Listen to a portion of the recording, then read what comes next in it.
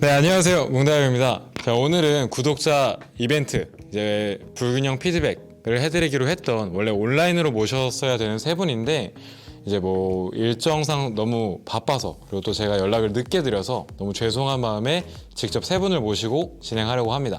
그래서 지금 옆에 세 분이 서 계시는데 간단하게 자기 소개와 어디가 불편해서 신청했는지 한번 들어보도록 할게요. 네, 안녕하세요. 저는 23살 강동철이라고 하고요. 저는 전치 14주에 다리 부상을 입어서 아직까지 조금 몸이 불편해서 이렇게 신청하게 됐습니다. 안녕하세요. 저는 33살 김재희고요.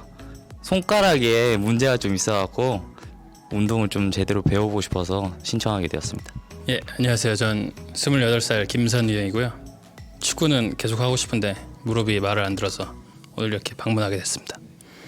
이분은 이제 축구하다가 경비골 골절이었죠. 정강이 둘 다 부러졌던 거죠. 경골과 비골의 어디 둘 중 하나인지 두 개가 다 부러져서 14주. 그래서 이제 철심 받고 뼈 잡는 수술을 했었고, 이제 옆에 계신 분은 오른쪽 세 번째 네 번째 손가락이 같이 펴진대요. 따로따로 이렇게 필 수가 없대요, 손가락을.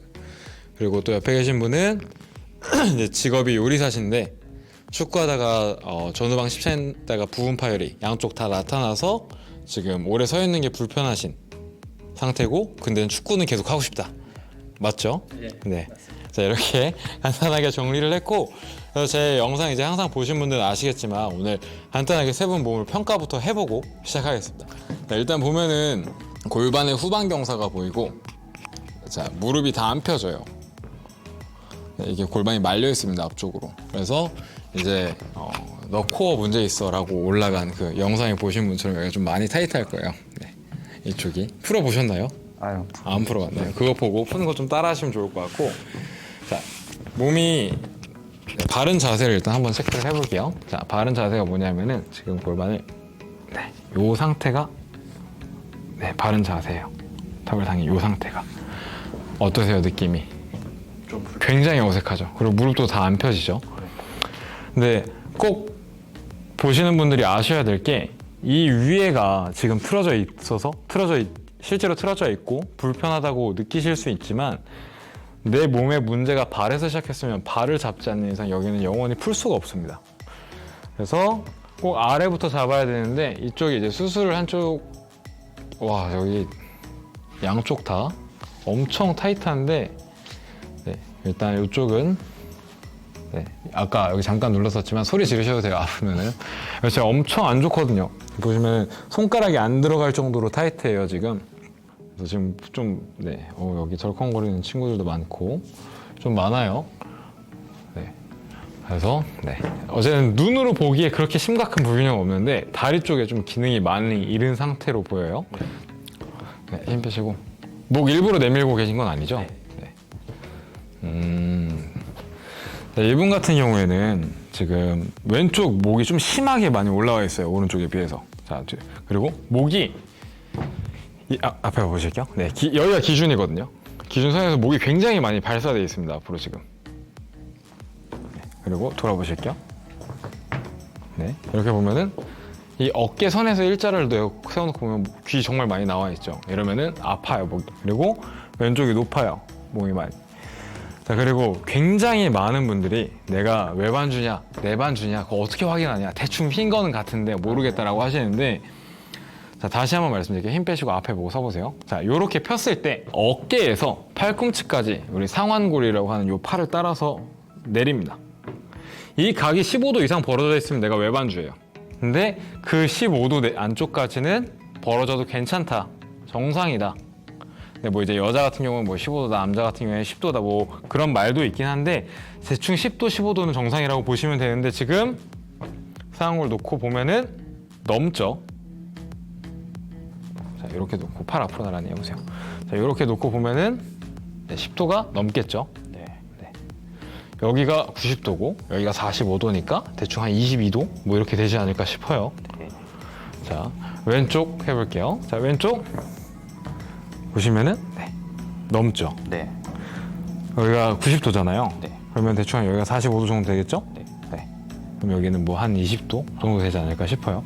근데 이제 여기서 더 큰 문제가 뭐냐면은, 근데 이거는 이 영상을 보시고 저한테 개인적으로 뭐 상담이든 뭐 PT에 문의든 뭐든 온라인으로 물어보시면 제가 답변을 해드릴 수가 없는 거라는 걸 아셔야 돼요. 사람마다 각도가 다 달라서 다 운동 자체가 달라집니다. 그래서 이거는 꼭 직접 배우시는 게 좋고, 자 보시면은 이렇게 팔을 올렸을 때 네. 좌우가 다른 게 사실 가장 큰 문제거든요. 뭐 크게 다르지는 않는데 네, 조금 다르긴 하네요. 근데 이런 사소한 게 문제가 되냐 이렇게 생각하실 수도 있지만 쌓이면 결국 그게 문제가 되는 거거든요. 이 상태가. 네. 그리고 이게 팔이 외반이 있는 분들은 보통 이 상태에서 우리가 걸을 때 가만히 서 있을 때 이렇게 편하게 쓰잖아요. 네. 근데 여기서 상한 걸 이렇게 안으로 돌리면은 팔이 앞으로 뜬단 말이에요. 공간이 남죠. 그러니까 한 번 더 돌려서 라운드 숄더가 생겨요, 저절로. 그래서 좀 이 등 중앙부를 좀 많이 강화해주고 아까 말씀하셨던 그런 안정화하는 동작들을 먼저 해놓고 하셔야 조금 안 다치시고 운동을 하실 수 있다라고 알고 계시면 될 것 같고, 사실 내반주는 정말 만나기 힘듭니다. 자, 일단 옆으로부터 한번 봐보실게요. 네, 여기 앞에 보고 편하게 계세요. 네. 뭔가 되게 평가하는 것 같고 그래서 기분이 안 좋으실 수도 있는데, 자, 지금 약간 허리도 안 좋아요. 목도 안 좋고 골반이 아래로 꺾여 있습니다. 약간의 전방 경사가 있고 그것 때문에 이제 목도 살짝 나가 있고요. 네, 그리고 무릎 자체가 다 안 펴질 것 같아요. 전방 경사가 있어서. 전방 경사가 있으면 오리궁뎅이처럼 이렇게 나가는 건데 이러고 다 피면은 불편하단 말이에요. 그러니까 살짝 굽히고 다닙니다, 사람들이 이러고. 그럼 걸으면서 허리에 가해지는 부하 자체가 커지거든요. 똑같이 우리 팔 한번 확인해 볼게요. 이거 보시면 더 안 물어보시겠죠? 아우, 심하네요, 외반이. 많이 벌어졌죠, 그냥 보시기에도. 네. 느껴지세요? 네. 이 상태에서. 네. 그렇죠. 아, 내가 벌어졌다. 근데 이게 또 아셔야 될 게 외반주다라고 제가 말을 했다고 해서 그게 뭐 장애가 있거나 사는데 지장이 있거나 전혀 아니에요. 웨이트 트레이닝 하는 데만 불편한 거예요. 자, 이것도 제가 이 영상들을 뭐 이제 다시 올릴 거지만 영상을 이제 올리면서 또 많이 받았던 질문이 그런 거였어요. 내가 한쪽은 외반주고 한쪽은 일자인데 어떡하냐? 그건 운동 배우는 거 말고는 방법이 없습니다. 그리고 이게 잘못된 거냐, 기형이냐, 장애냐, 정확히 말하면 이제 선천적인 이유고 어쨌든 정상과는 다른 건데 외반 자체로 인해서 사는데 지장은 없어요. 그냥 일상생활은 전혀 문제가 없어요. 다만 웨이트 트레이닝은 왜 문제가 되냐면은, 자, 당연히 언더그립으로 우리가 있을 때 이제 이거는 원래 해부학적 자세라고 하는데 그냥 쉽게 언더그립이라고 생각을 하고 이렇게 있잖아요. 손바닥이 앞을 보게. 자, 이 상태에서 있을 때 각이 밖으로 꺾여 있잖아요. 그럼 뒤집으면 어떻게 될까요? 당연히 안으로 들어간 거겠죠. 상식적으로 생각을 하면은. 그럼 당연히 저는 일자로 뻗어지는데 저절로 이게 안으로 돌아가요. 굽혀져 있어요. 그럼 당연히 내려오는 무게를 받는 게 달라질 거 아니에요. 근육 사용되는 주동근 자체가. 그래서 내가 운동을 하는데 팔꿈치가 아프다, 어깨가 아프다 하는 분들을 보면 대부분 좌우 팔 조건이 다릅니다. 아까 보셨었죠? 그 다른 분들 두 분 다 선수거든요. 유명한 선수가 한 명은 심사위원이에요. 네, 근데 이거 모르고 운동하다가 병원에서 어깨 수술해야 됩니다 해서 찾아서 이렇게 오신 거거든요. 근데 내가 아직 괜찮다 하시는 분들은 아직 안 아픈 겁니다. 자, 이쪽도 봐볼게요. 똑같이 놓고 보면은 네. 이쪽이 각이 더 큰 것 같은데요? 제 기분 탓인가요? 그렇죠. 오른쪽이 크다 생각했는데. 한번 펴보세요. 네. 저 뒤에서 볼게요. 네, 좌우가 조금 미묘하게 다른데, 네, 한번 뒤돌아 보실게요. 뒤돌아서 팔 한번 펴보세요. 아까처럼. 네. 편안하게 피세요. 팔꿈치 다 핀다. 저 의식하지 말고 차렷 자세에서 팔꿈치 다 핀다. 네. 그리고 여기가 이렇게 바닥으로 붙게 해보실게요. 이쪽으로 붙게. 자, 좀 정확한 판단을 위해서 조금 좀 좌우가 다릅니다. 그리고 팔, 이쪽 보시고 몸을 팔을 쭉 펴보세요.